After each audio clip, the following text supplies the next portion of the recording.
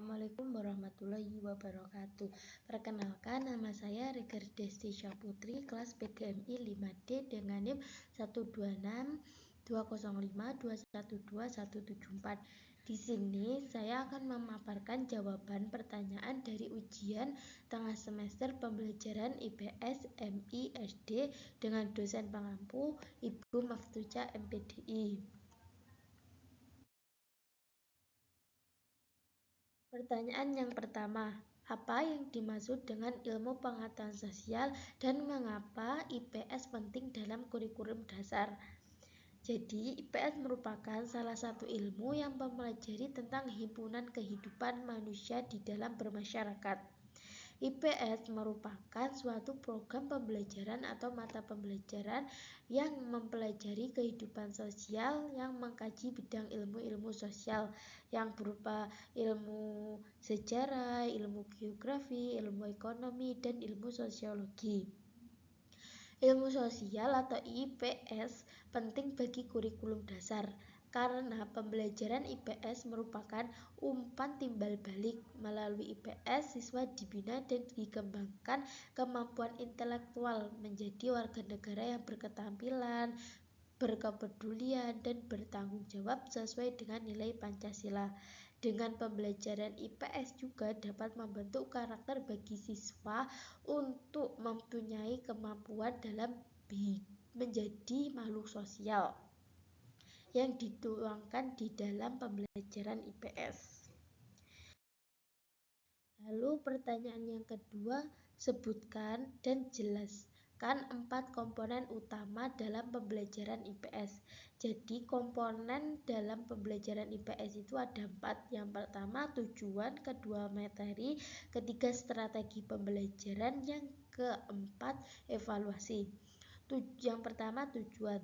Tujuan merupakan komponen yang sangat dasar, dijelaskan pada Permendikbud nomor 29 tahun 2003. Dijelaskan bahwa tujuan pendidikan adalah menciptakan dan mempersiapkan masyarakat untuk hidup sebagai warga negara yang beriman, produktif, kreatif, inovatif, afektif, dan mampu berkontribusi. Komponen pembelajaran IPS yang kedua yaitu materi.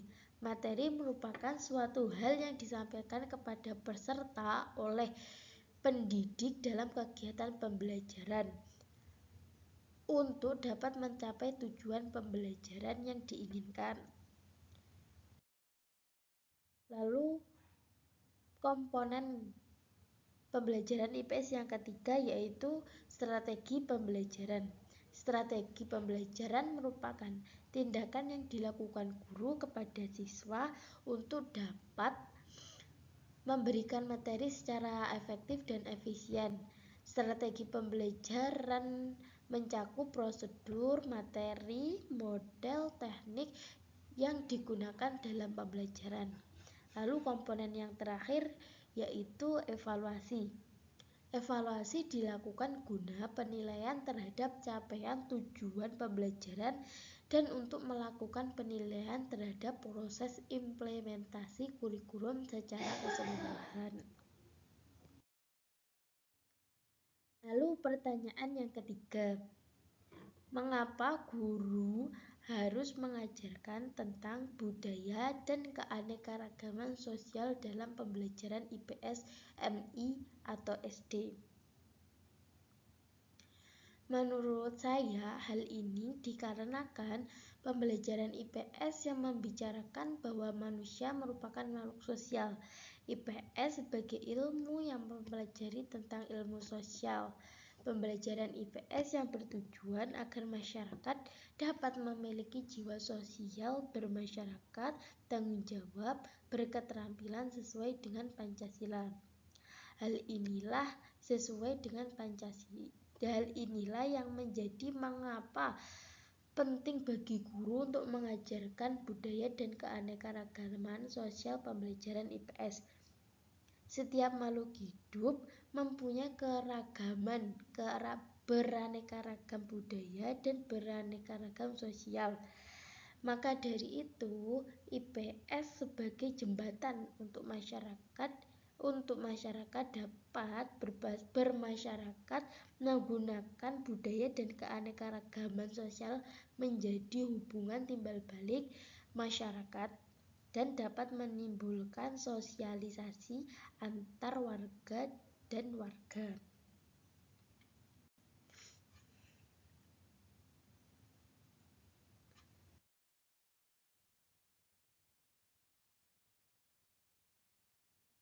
Lalu pertanyaan yang keempat, bagaimana berita dan media sosial dapat mempengaruhi pandangan masyarakat tentang isu-isu sosial dan politik? Di era digital yang sangat pesat ini, kita sebagai warga negara yang baik dapat mengakses, menyampaikan informasi melalui media. Kecepatan dan kemudahan dalam mengakses media sosial ini merupakan celah bagi masyarakat untuk menerima berita dan media sosial dengan cepat. Dalam kecepatan ini biasanya masyarakat langsung menerima berita tersebut dengan mentah-mentah, tidak mencari kebenaran yang ada. Tanpa berpikir masyarakat akan saling bertukar informasi yang belum jelas kebenarannya. Kurangnya ilmu dalam penggunaan media sosial inilah yang menyebabkan pengaruh pandangan masyarakat tentang isu-isu yang beredar dan berita-berita yang belum tahu kebenarannya.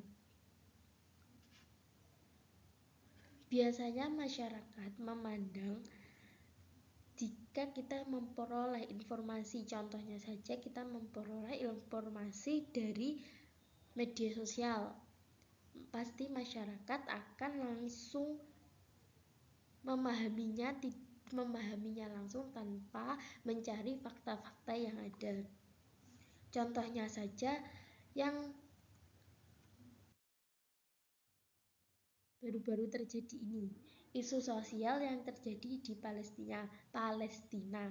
Banyak masyarakat yang sebenarnya belum tahu kejelasan bagaimana peristiwa itu terjadi.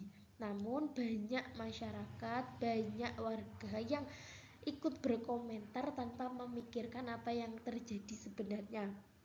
Berkomentar menurut pendapatnya mereka sendiri, dan ini merupakan akan mengubah cara pandang manusia lain dari apa yang mereka berikan kepada khalayak. Namun banyak juga masyarakat yang memperoleh berita tersebut dan menyebarkan tanpa melihat fakta yang ada. Nah, inilah yang menyebabkan pola pandang masyarakat terhadap isu-isu dengan mudah berubah.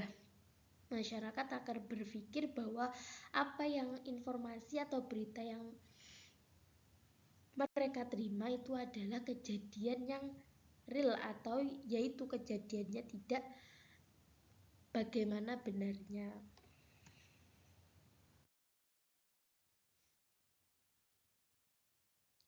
Lalu pertanyaan yang kelima, yaitu praktekkan dan analisis pembelajaran dalam kelas mulai dari pendekatan, strategi, metode, dan teknik.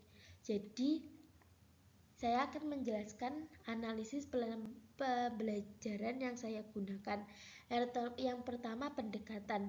Di sini saya menggunakan pendekatan kooperatif dengan membagi siswa kelas dan menjadi beberapa kelompok kecil. Untuk strategi, saya menggunakan strategi discovery learning dengan mengarahkan peserta didik untuk menemukan pengetahuan sendiri dari media yang akan saya berikan. Lalu ketiga, metode. Penggunaan metode yang saya berikan yaitu metode kelompok. Akan muncul interaksi antar anggota dari satu dan lain untuk menyampaikan tugasnya. Jadi metode yang saya gunakan yaitu metode berkelompok. Di situ siswa dapat memberikan atau dapat aktif memberikan apa yang mereka ketahui dengan bertukar pendapat teman ke teman yang lain.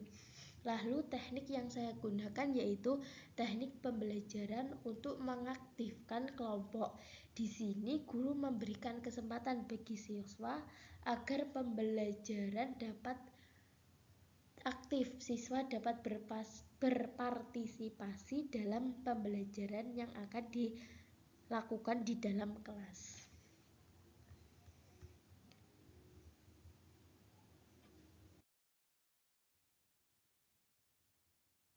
Baik, di sini saya akan mempraktekkan bagaimana pendekatan, strategi, model, dan teknik. Yang pertama adalah pendekatan. Di sini saya menggunakan pendekatan yang berupa baik, saya akan mempraktekkan pembelajaran di kelas. Assalamualaikum warahmatullahi wabarakatuh. Jadi, pembelajaran kali ini kita akan mempelajari tentang sosial dan kita akan mempelajari tentang penampakan alam yang ada di bumi. Jadi pertama-tama saya akan membagi beberapa kelompok untuk memudahkan kita dalam pembelajaran. Selesai saya membagi kelompok, saya akan memperkenalkan media yang saya gunakan, yaitu saya menggunakan media sebagai strategi yang saya gunakan, yaitu media video edukatif. Jadi saya akan menampilkan bagaimana terjadinya penampakan alam yang ada di lingkungan sekitar kita. Siswa yang sudah dibagi kelompoknya akan memperhatikan dan diselingi guru untuk menjelaskan dari media yang telah dibuat. Setelah itu, guru memberikan sebuah masalah yang berupa soal atau pertanyaan yang didiskusikan bersama kelompoknya. Baik, Assalamualaikum warahmatullahi wabarakatuh. Pada pertemuan pagi hari ini kita akan mempelajari tentang penampakan alam. Penampakan alam yang ada di bumi ini sangat banyak macamnya, seperti yang ada di dataran rendah, dataran tinggi, ataupun yang ada di lautan. Jadi sebelum kita memulai pembelajaran, mari kita berdoa terlebih dahulu. Selanjutnya, saya akan membagi beberapa kelompok agar kalian mudah dalam pembelajaran IPS. Setelah itu, kalian perhatikan video edukatif yang telah saya buat. Nanti saya akan memberikan permasalahan atau soal yang harus kalian diskusikan.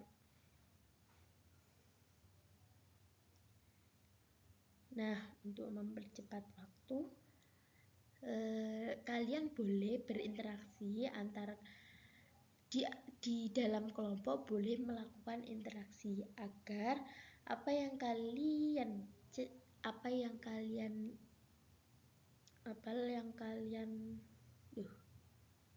astagfirullahaladzim,